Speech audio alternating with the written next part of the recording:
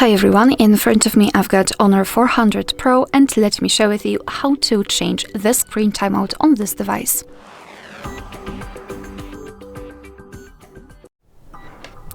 So let's start with opening the settings, and here we have to scroll and find display and brightness.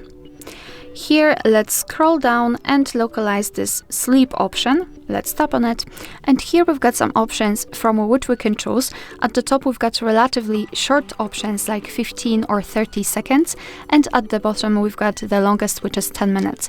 So all you have to do is to simply tap on the option like to use. I'll choose 5 minutes, and as you can see it is immediately notified right here, which means that from now on, after 5 minutes of inactivity, this device will black out.